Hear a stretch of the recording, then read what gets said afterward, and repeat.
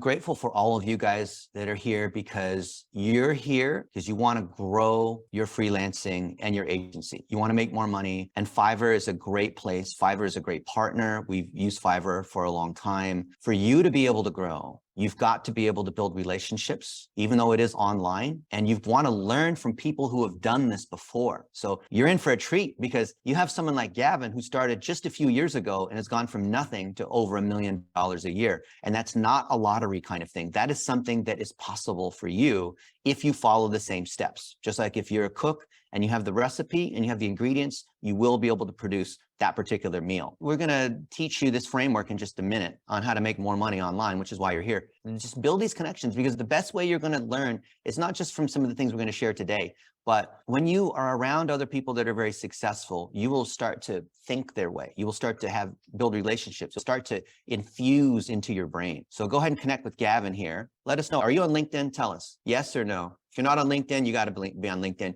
You can't rely upon your Fiverr profile only. We love Fiverr. Fiverr is a great marketplace, but clients want to know who you are, and you've got to start building these relationships. Here's the framework of what we're going to cover. We're talking about secrets of successful freelancers and how they get clients easily. So you're a freelancer or you're an agency, and you want to learn from people who have done it. So I want Gavin to be able to tell what he's learned. So Gavin, maybe tell people about yourself, and then let's start going through the framework we have for you guys. So guys, I mean, clearly the bullet points are there. Those can be read. But to give you a quick summary of things off the dome is about 4-ish years ago, no one really knew about me in the online space. I also didn't really know much of anything in that space. And I started doing drop shipping. I was trying to sell products using Shopify and Facebook ads, things of the sort. And after a lot of trial and error, mainly I lost money. I decided to move on to doing that for other small businesses. And then I started to actually gain traction. And since then, we've been able to transition into PR and scale that to over 7 figures in a year. So with that being said, what I want to help you guys with today is along that journey, I've connected with people like Dennis who have helped me significantly. There's so many little pitfalls and different things when you're trying to get high paying freelancing gigs that today I want to help you guys avoid some of those. And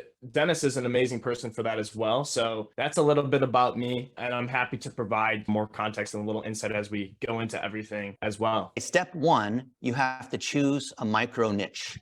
So instead of trying to do everything for everybody, you've got to do one thing really well so that not only are you good at that because you have a lot of practice, but you create the perception that this is the thing that you do. So it's easy for people to hire you because you say, what I do is PR, and everyone knows that you're really good at PR. And we have a world-class PR person here.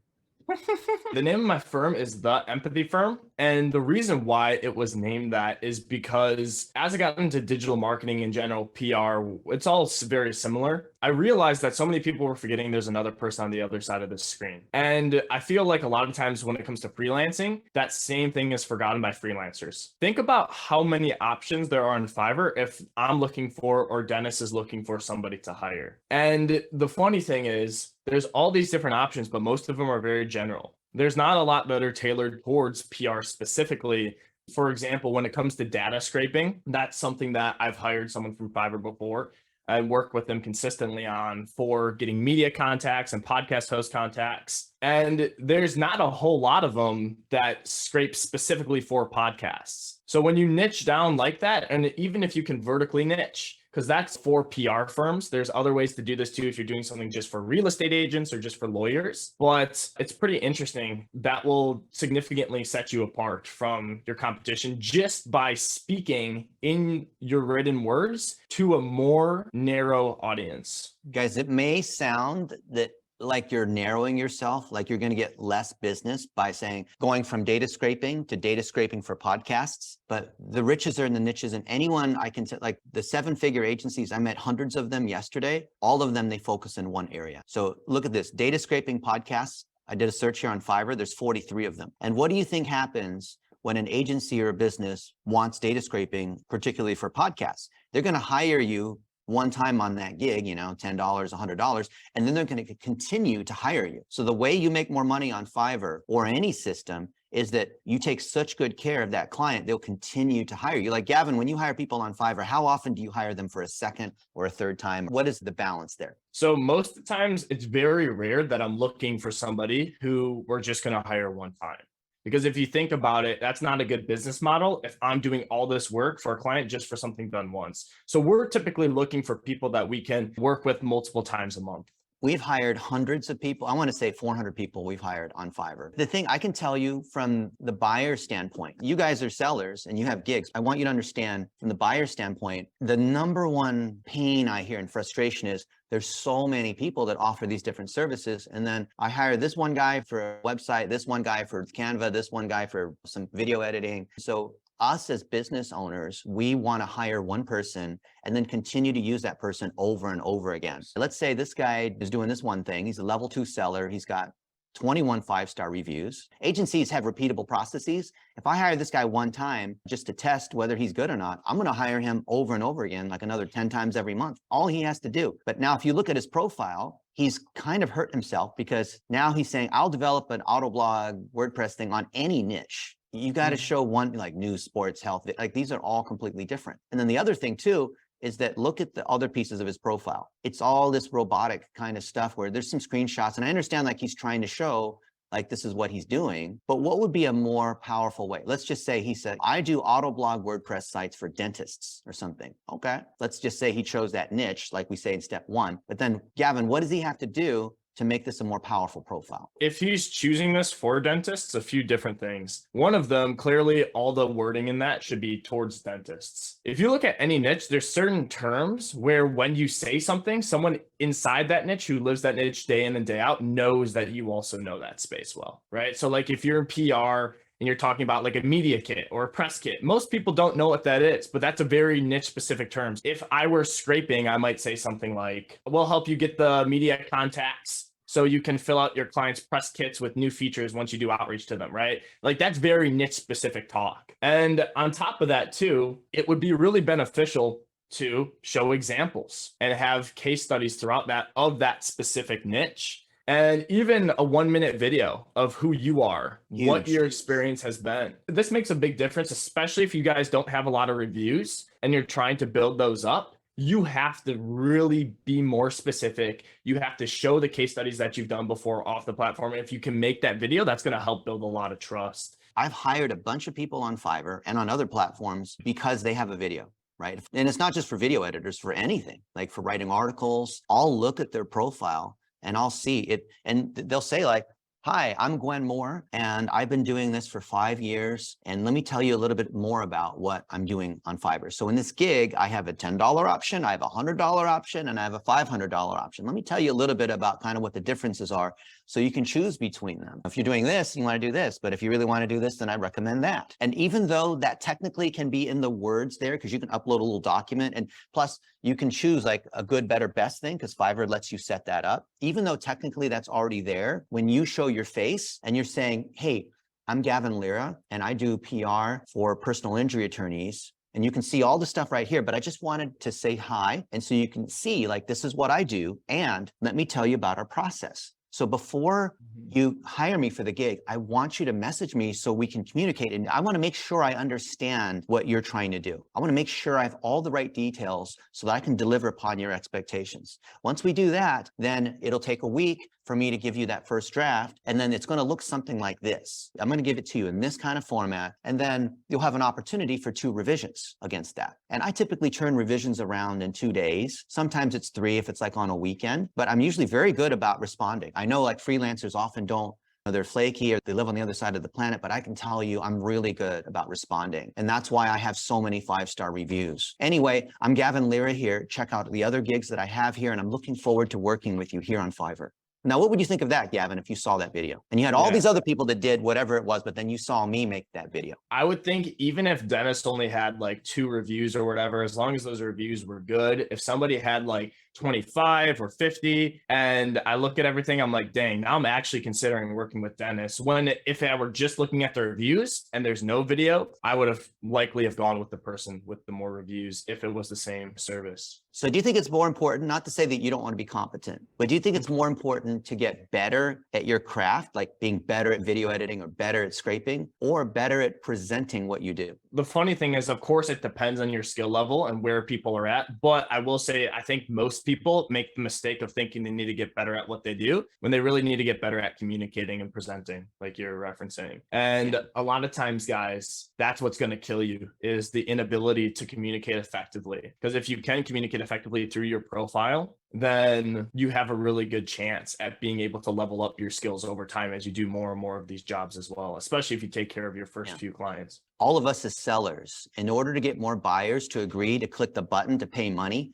to buy our gig, it's not about trying to convince other people that we're really good and our skill is good. Obviously you're going to do that, but there's one thing you guys are probably missing, and that's this. The buyers, by definition, are starting from a position of no trust. So they're thinking, this guy's from Kenya, they're from Pakistan, I don't know who they are, they're 8,000 miles away or whatever. How do I trust them? How do I know that they understand what I'm trying to do? So overcoming the trust piece, every time the barrier that all buyers have, because they're looking, they do a search and they see like 89 other people do this one thing when they do a search. So all of you guys, when your gigs are showing up, it's starting from a position of distrust. So yes, show your skill, show your process, but the number one thing is you got to overcome that distrust. So how do we do that? One thing about that, guys, when it comes to overcoming distrust, like Dennis said with communication, the way in which you format your profile as well, you need to make sure that you're bulleting and making it super clear and simple.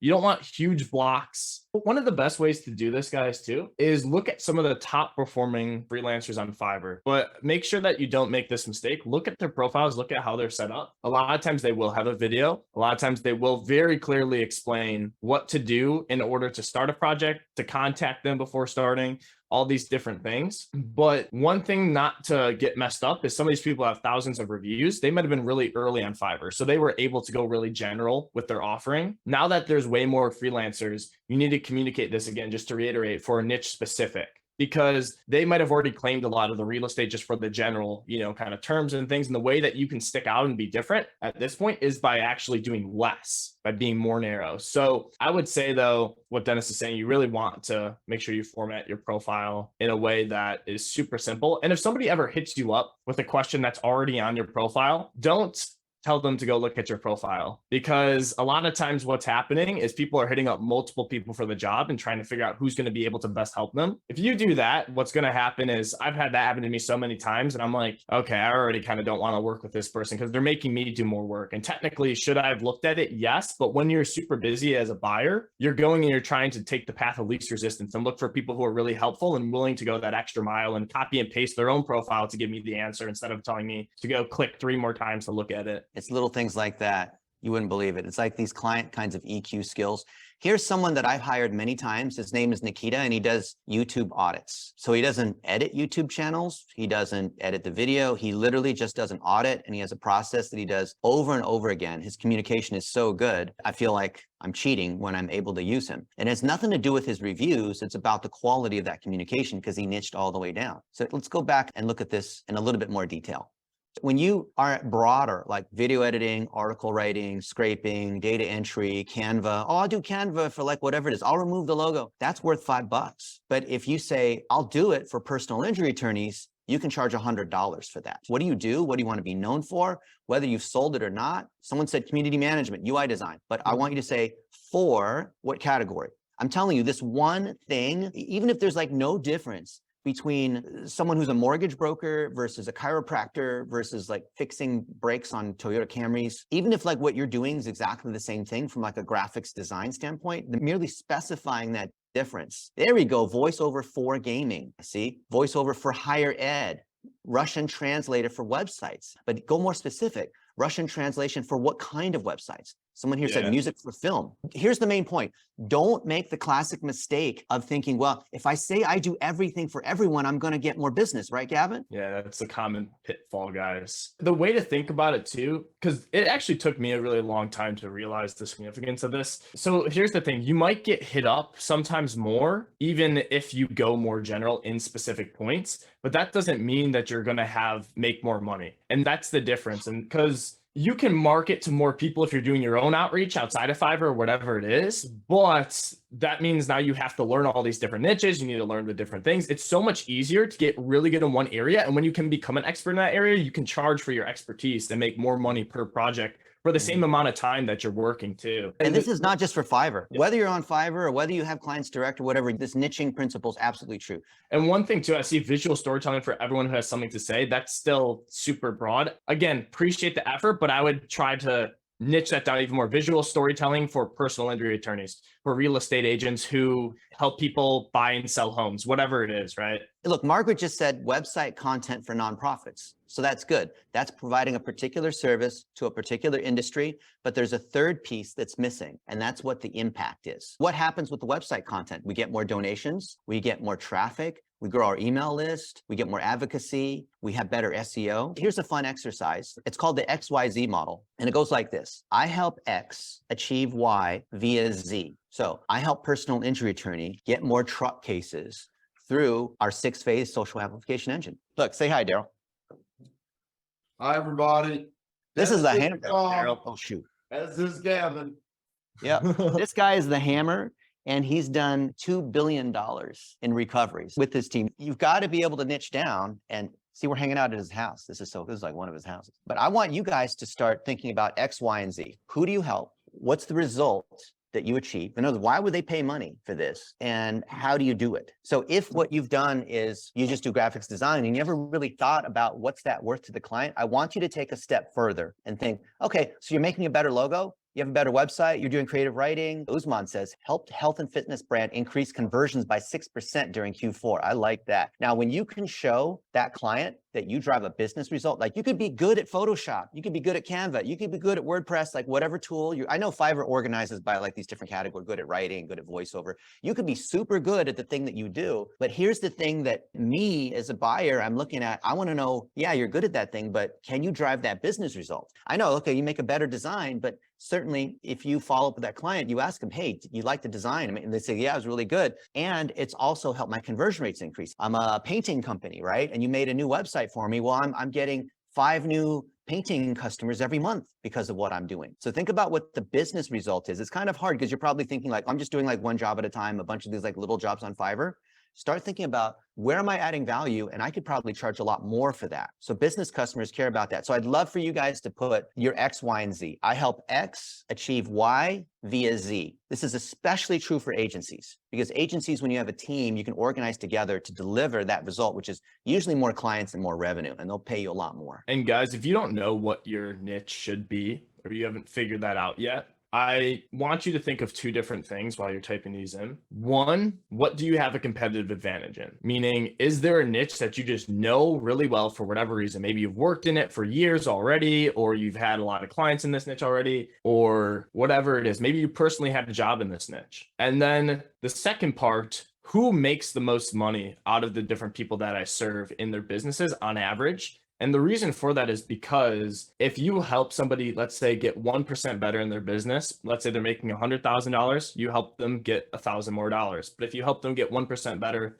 and they're making $100 million, that means that you just help them make an extra $1 million. So I would first start with the competitive advantage because that's going to be most important for what you know. But then after that, I would then really be thinking about who you can essentially help. If you're helping someone increase 1%, who would be most benefited by that 1% increase? Yeah. And start getting testimonials from the other people. Once they give you the 5 stars, that's great. But think about how you can even build into the process. Like before they hire you, you say, hey, we're going to go through this process. And the reason why I'm doing it this, you're going to get this document at the end. I'm going to give you a summary. This is what you have to even say. That this is like really smart psychology. I not only want to do a really good job to get a 5-star review from you, but I want to do such an amazing job. You're going to write a glowing testimonial that will help me grow my business. So that's why I have an incentive. And it doesn't matter what you do. You can literally say this. We've taught so many agencies how to do this, that like using this one technique when you're negotiating, going back and forth. Because maybe the objection I hear is, well, I can get someone else on Fiverr to do that for $50. Why would I pay you $200? Because I care more and I really want your 5-star review. And I'm going to work extra hard because I want you to say really good things about me. And this also works if you don't have any reviews at all, right? Well, how am I going to compete against that guy who has 300 5-star reviews and I have like no reviews? I have like 2 reviews. You say, I'm new here. I work extra hard. Use that to your advantage. I will work extra hard because I'm trying to earn your 5-star review and I want your comment. I want to be able to feature your comment in my profile. And so business owners, they see that. When they see that you care like that, I hire a bunch of people just because they say that, even if they're not necessarily qualified. Even companies that are making $1 million a year still have to be able to niche down and get these things right. This is not something where like you work out one time and you never have to work out again in the rest of your life. Like Gavin and I, we do this every day. We're still focusing on this. We're still collecting feedback from other people. Like Daryl Isaacs just left us a positive review you saw like a minute ago. Do any of you have a struggle based on what Gavin's teaching in picking a micro niche? Because if you can't pick a niche, we can't really move to the next steps. We want to take it one step at a time. We don't want to miss any steps. Some of you guys are struggling with the niche. You can have separate gigs, but even though you can create hundreds of gigs, you really don't want to do that. So a lot of you guys do something like a voiceover, or you write a copy or whatever. You're really good at doing that. You can have that gig that's already there and you got a lot of reviews stacked against that gig. But imagine that you copy that and you say voiceovers for makeup artists or for garage door companies or whatnot, and then charge 10 times more for the same task, same gig. Watch what happens. If no one buys it, that's fine, but watch what happens. I guarantee you'll see this. You guys can A/B test this, right, too, with your different gigs that you put up. I want you guys to also really, the point that I made earlier of the 1% difference and driving it home, think about how much more you could charge if you're helping somebody make an extra $1 million versus an extra 1,000, right? Yeah. So that's so like makeup artists, they might have like a good amount of people that are interested, but they might not be making too much money themselves. But you might actually have less work with, garage door repair, but you might be getting paid more for that specific stuff because those people typically make more for the time that they spend working. We have clients that pay us more than $20,000 a month. And I can tell you that's no more effort. It's actually less effort than clients that pay $1,000 a month. So think about that for a minute. So generally you'd think like a client that's paying $20,000 a month, they're going to be way more work and you're going to have to do 20 times as much work as a $1,000 a month client. It's not the case. It's less. And the same is true on a $100 gig versus a $10 gig, because you're not competing on price. It's about having the right customers. All the stuff that Gavin and I are talking about is positioning for the right customers, because there's some people, their time is worth so much that they'll pay a premium to have you do the work, even if someone else could do it for $5. You guys see the difference? Everything that Gavin and I are teaching you right now is about positioning. Because if it's for a real estate agent, and this guy's a real estate agent and he's a super successful real estate agent and he does $6 million a year, he will not hesitate to pay $100 for you, even though someone else does something similar for $5. You see the difference? They're actually going to be looking, guys, for the people who are more expensive. Typically, because they just care about getting the job done really well and not having to do it again than trying to save an extra $50 and find someone for 50. So clearly, you need to build up your reviews. It's going to be hard to charge a really high amount right out the gate if you don't have that. But if you do what Dennis was talking about earlier, of make that video, make all the different things in your profile tailored toward that niche, communication clear, and you build up some reviews that way, then you can bump that price and really start playing to that specific niche, the top percentage of that niche who is looking for that solution. And plus you could have a basic task, the basic gig where people come in on something that's cheaper, but then you start the conversation. I saw some of you guys put it to the chat, but then once we have the conversation, we can sell them on something custom or a little bit more. Absolutely. The point is you want to start that conversation. I want to show you guys a little hack that I've seen almost nobody do before, but it works super well. So you can see that this is Gavin at Blue Shark Digital. They're a personal injury attorney company. We do a lot of stuff with lawyers and doctors because these guys are friends with each other. And we also met this guy in Washington, D.C. And when we build these relationships, we are putting these relationships in our profile, on our Twitter, on our LinkedIn, on our Facebook, because we want potential customers to see that we know how to build relationships. So watch this. I'm going to go to my phone, or go to the photos that are on my phone. I bet you've never seen anyone do this. This is Google Photos. Gavin, name any city in the world. We'll say Washington. Washington, D.C. I can't even spell it. So this was just a couple of weeks ago, and Gavin is making videos with Price Benowitz, which is an 8-figure law firm, and with the agency Blue Shark Digital. So Gavin, tell everyone what's going on here. Pretty much, we were filming some videos. So Dennis and I were invited to speak in front of the marketing company. And afterwards, me and Dennis were getting shot for some essentially TikToks, YouTube Shorts, some short form content. And we were talking about how dogs make the content perform better, and it's like a hack. And so we can take these moments and feature them. Now, this has nothing to do with whether we're any good at Photoshop or Canva or voiceovers, but what does this do when we show snippets of this in our intro video? So I can do a video like, hey, this is Dennis, and I do PR for personal injury attorneys, and we drive more leads in truck cases, like just what I said, the XYZ. We can do all the stuff we just said, but then if I add in my intro reel, and here's some of the clients that I've met, or even if you haven't met them, let's say you're in Pakistan and you've never met them, you can still show, maybe you're together on a Zoom and you take a little picture of that where you're on the Zoom together with them, and you can just show them like, hey, you know, I care about relationships. So let me show you Fiverr's headquarters. So I was and Wix too, they're friends of mine. So we're here at Fiverr, and Yoav, hopefully we'll get to see you soon. And we're having meetings and we're talking about training that you want to do, like these ones. And just for fun, I'm showing that there's coffee up. I made a little video while at Fiverr. I thought, why not? I'm wearing my Fiverr shirt. We're upstairs, top floor at Fiverr's headquarters, and we're drinking a little bit of coffee. And you can see, like, here's some of our friends over at Fiverr. Now, I'm not saying in order to get more gigs on Fiverr, you need to go to Fiverr's headquarters and take pictures of yourself in front of it. I'm just saying, find moments that show that you're a trustworthy human being. Like, maybe it's the way you take care of your daughter and you're a single mom. Maybe you volunteer in your church or your mosque. Maybe you're part of a nonprofit, and this is something that you care deeply about. That has nothing to do with the skill that you have in doing WordPress or Wix or Canva. It's just showing that you know how to make connections. If you can show this personal connection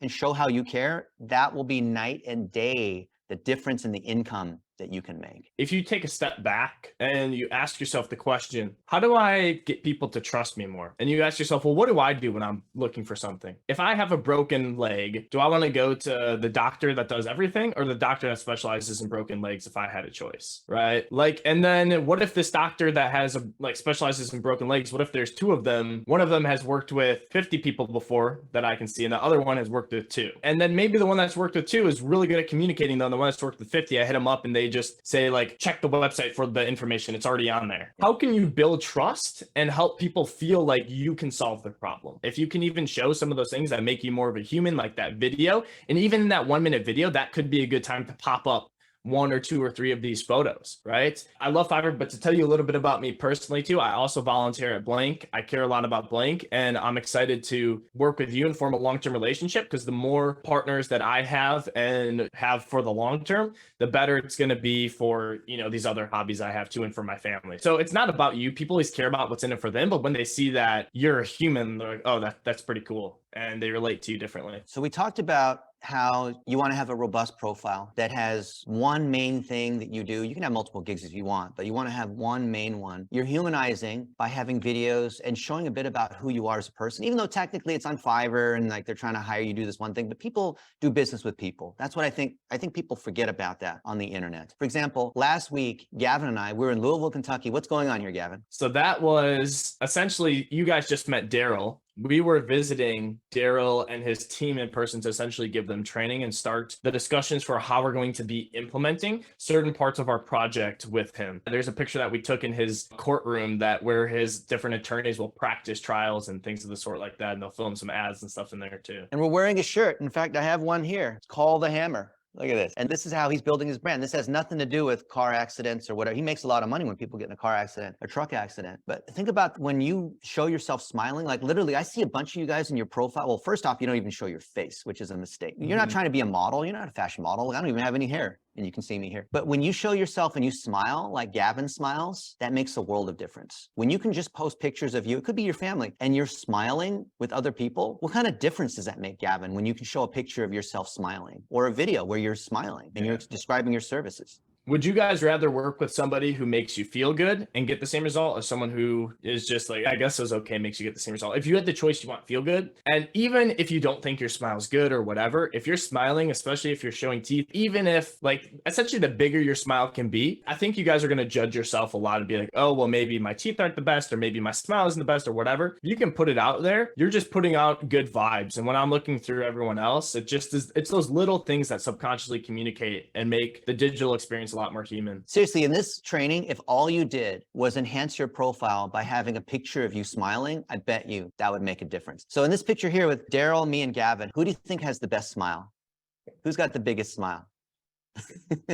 Yeah, Gavin, I think Gavin's got the best smile here. It makes a big difference. So when you're smiling, that's telling people it's safe. It's telling them that you're friendly and it's easy to work with and you're a pleasure to work with. So put up pictures and videos of you smiling. Literally, like I've driven, I'm not smiling here because I'm out, I'm like the last lap in a 3,000-meter steeplechase. I'm trying to smile. I think I'm grimacing. Is that a smile? But That's literally do this and people will get a sense of who you are. Some people here have said, yes, but what if I don't have any business? And what if I don't have any gigs? I don't have any reviews? And then put something out there in the profile that you'll rank on. So if you're in a niche and you micro niche all the way down, it's a lot easier for people to contact you if there's only 5 people that do that thing versus 500 people. So when you niche down, there's less competition. And if I see someone that does SEO for personal injury attorneys, especially for truck accidents, and I do a search there on Fiverr for that, and there's only 3 and they don't really have any reviews, I'm more likely to talk to one of them than other people that say, I do SEO and I'm an SEO expert for everything for small business. Like I wouldn't want to talk to them. And then you just get the communication going.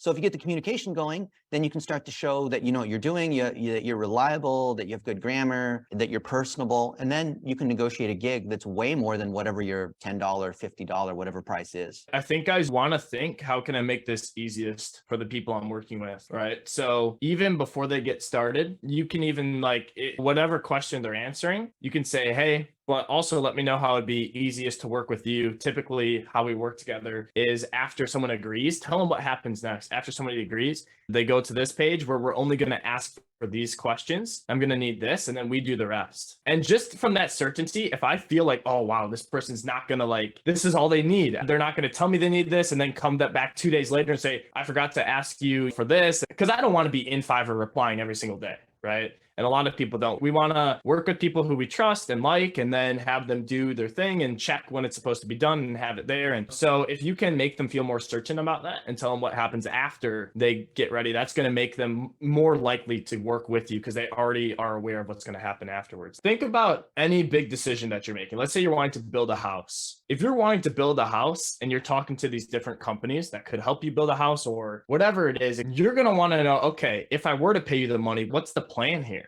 What happens next? And if you can provide that to somebody in a written format, where they ask a question, you answer the question they're asking, you say, also, just to let you know, if we were to work together, here's how my process typically goes. I would just need this from you, and then you list what you would need, and then it's going to take me this many days or whatever, and then you pretty much just lay out your process from start to finish, what you expect it to be. And if you're working and something changes, just communicate what's going to be changing. But ideally, you want to even communicate it's going to take a little bit longer than what you think it's actually going to take, because then you're setting a better expectation. If my expectation is it's going to take 10 days and you get it done in 7, I'm going to be really happy. But if my expectation is that it's going to be 7 days and you get it done in 10, now I'm going to be like, oh, dang, they're 3 late. But if you would have set the expectation of 10 and it ends up being 10, it's the same. I'm like, okay, they did what they said they were going to do. Under promise, over deliver. The other thing too is that to be able to deliver bigger value, you often have to partner with other people that do things that maybe you suck at. So maybe you're good at more technical things and maybe someone else is better at account management. Maybe someone else is better at creative things and you're better at more like programming sorts of things. So it's totally okay to be able to partner with other people to start agencies and be able to offer higher value packages against a particular niche. Because let's say you do just graphics design. Well, maybe you partner with someone who does ads because they can run ads against your creative. And now you can measure the ROI on that. And that person who does ads, they're good at ads, but they suck at doing creative or video editing. There's so many different ways that you can combine these different things. So Fiverr Learn has a bunch of courses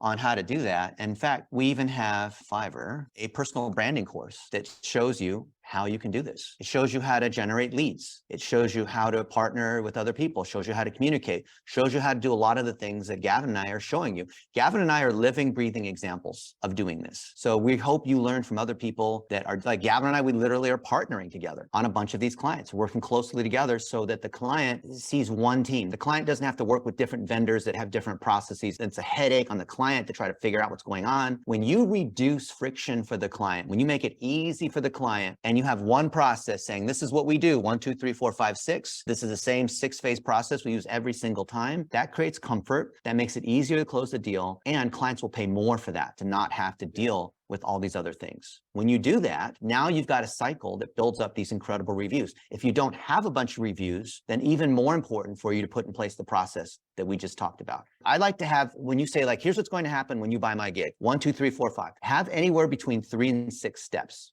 If you go beyond 6 steps, you're going to lose people and it sounds too complicated. I love having between 3 and 6 steps. I want to summarize, and then I want to hear Gavin give his piece. When you build a personal brand so that people see that you are personable and you share in your profile on Fiverr, on Twitter, on LinkedIn, that you're a person, that you care, you serve a particular niche, you drive a particular result, then people are more likely to hire you and give you the benefit of the doubt. You always want to start from the business standpoint, not the technical standpoint of the task. And that's the XYZ model. I help X achieve Y via Z. These are the people specifically I help, not small business. Do not say you help small business. That's a non-category. I help this particular category achieve this particular result, a business result.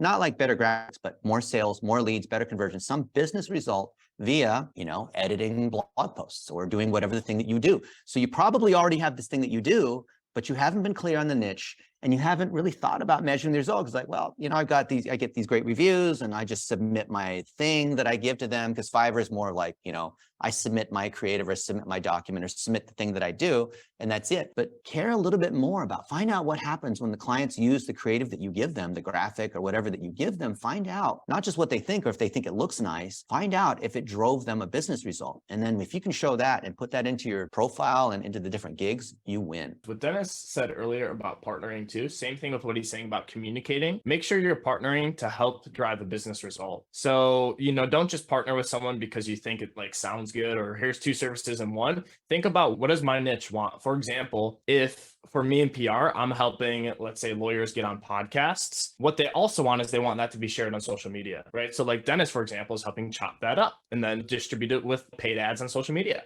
So you see how that's now more valuable. And let's say both those services, it's more than this clearly, but for simplification, let's say they both cost $100 separately. If we were to put them together, now instead of charging $200, we could charge easily at least $300 because we're saving time. And that's one of the most valuable things for people who are placing these orders, is they're wanting to save time in getting these projects done.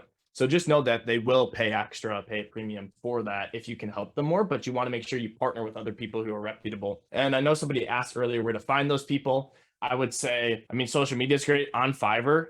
You can also see who's getting lots of gigs and who is, maybe also working in your niche, and, how you reach out to them is kind of your decision. So just want to say that I think if you focus on 3 simple things, it becomes a lot simpler. And these are my biggest takeaways from today and what I hope most of you take away, which is 1 is niche down and do less. A lot of people are wanting to offer more, do less, but test, because it might take a little bit to find what your niche exactly is. But once you find it, it's so much simpler to scale that and to get people signing up for that service. When you find something that people find is valuable, that's in demand from the market, and that people will pay a good price for. I'd say niche down is one of them. The other one is your profile and how you communicate on your profile. Communicating on your profile, if you can communicate really clearly on your profile to that niche, back to the first point, if you can communicate really clearly on your profile and you can have that 1-minute video that builds trust and all those different types of things, then that's really just going to help you essentially get more jobs. And the third one I would say is very similar to communication, which is trust and empathy, which is put yourself in the other person's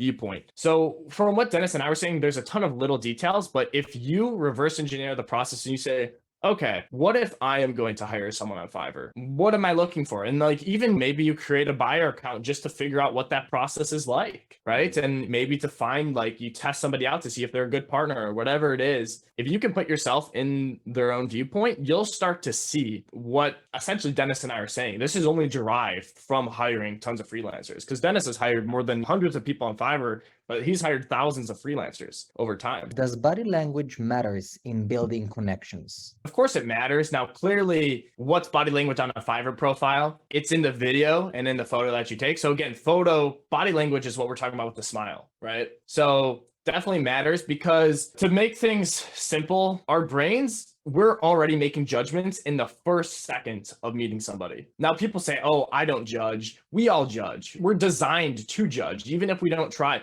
So what I will say is the cool part about Fiverr is if you're kind of concerned about your body language not being the best or whatever, just take a good photo. Once you have that photo, it's done. You don't have to do it again.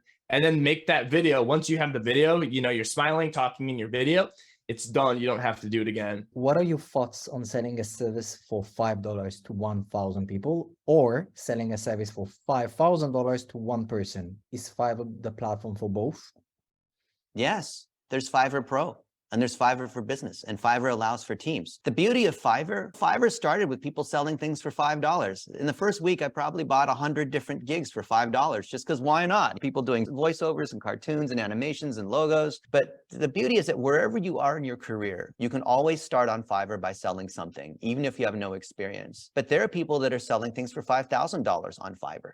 Like you can even hire me on Fiverr. I'm very expensive, but it's there. And it allows for people, as you get more in skill, as you get more reviews, as you can partner and deliver higher value in these different niches, you can start to charge more. So you can build your whole career on Fiverr. Absolutely. And you could even sell something that's called a tripwire or a lead magnet. You can sell some very low price offer, like a 30-minute audit or doing some small task, like edit one little video for TikTok. And then that sells the larger thing, which is, well, I'll do 100 videos per month and I'll charge you $10,000 to do that. But that's the whole package service. But you could buy one, kind of like, you ever go to Costco or one of these places and you try the sample? It's so good that you end up buying the thing. Think of it like that. How can you get more exposure with a new gig with low reviews if you follow all the points and have a micro niche? So a lot of freelancers get lazy on Fiverr and they're dependent only upon Fiverr to drive all the business. I would put your gig and promote it on your personal brand website. I would put it on Quora. I'd put it on Twitter, on Facebook, on YouTube saying, hey guys, I do. And you can hire me on Fiverr. I've met a lot of people where we're just in chat or something, or I see them post something, or they share some of the work that they have with client permission, of course. And I see that they have a Fiverr link and they put a Fiverr link in their email. Why wouldn't you put your best Fiverr gigs in your email signature line? If you don't have anything in your signature line, you're just wasting that opportunity. They say something interesting and I see their profile on the bottom, I click on it. And then I say like, wow, they have all these gigs on Fiverr. I'm just going to go ahead and click one because it's only $20. Sure, I'll buy it. So you got to cross promote. What I would say about that too, guys, is to what Dennis is saying. So everyone understands that inherently, if you had 1,000 reviews, you'd be getting way more deal flow organically, right? So the question is, how do we get those 1,000 reviews? Well, maybe once you have 50, then you start organically getting a good amount of traffic or whatever number it is. And it differs depending on how many people are already there and all these different variables. But what Dennis is saying is absolutely the truth of, in the beginning, I think so many people, if they get promoting their services on Facebook or whatever it is, or cold email or whatever, and they get someone who's interested, they immediately say, okay, pay me through Payoneer, this or whatever, because they're like wanting to make that extra 20% or whatever percentage it is. But that's a very short-term way of thinking about it. Yeah. So if I'm in your guys' shoes, I'm thinking of how can I build up an engine that people are just coming to me nonstop without me having to do any work. And that means in the beginning, if you make a little less of what you actually keep, it's actually beneficial to get those reviews, because those reviews will make you way more in the long term, because then you'll have people just coming through Fiverr that you can work with on the platform. There's a lot of different ways to do it. Use it to your advantage though, that you're promoting, let's say off platform, your Fiverr profiles. Because then you can say, if somebody is kind of sketched out, you can even include in your original message, hey, just to let you know, I would do this all on Fiverr. So that way, if you're not satisfied with my work, you know, there's a third party who could get your money back or whatever. Because I know I'm going to do a great job for you. I know it's our first time working together, but I want to make this a no-brainer for you. So I want to do this on Fiverr where there's a third party that can validate to make sure I keep my promise to you. I absolutely want to hire people through Fiverr. I don't care about the 20% because in case there's a problem, I know that there's a platform. I know that there's a whole system. I know that I can hire them again through Fiverr. It's just worth doing it that way. And you should know that the clients that you want are the ones who want to do it through Fiverr. The ones that are trying to save the 20%, they're probably going to try to screw you in some other sort of way. You don't want those sorts of people. You want long-term relationships. Yes. I want to thank you again. I cannot express how I'm grateful for having you. Your time is, all of the audience here will agree that it's priceless. And I can just hope that you will be willing to do the next session, hopefully soon with us. Thank you guys. And thank you, Fiverr. And we want to see you guys grow. So keep us posted.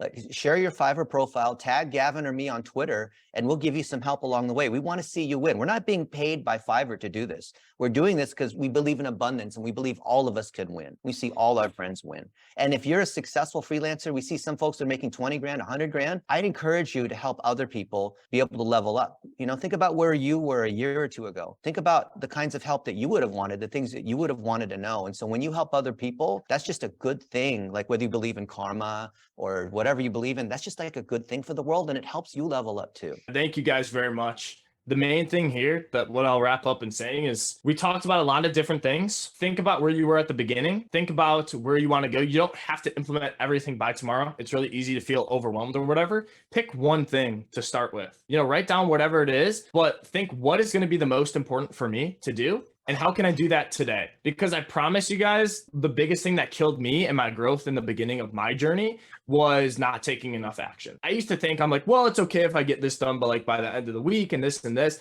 Once I got further along in the game, I realized that people who were crushing it, they were taking action and moving at such a faster pace than everyone else. And because they were moving faster, they were making mistakes faster, which means that they were learning way faster, which means that they could have success way faster.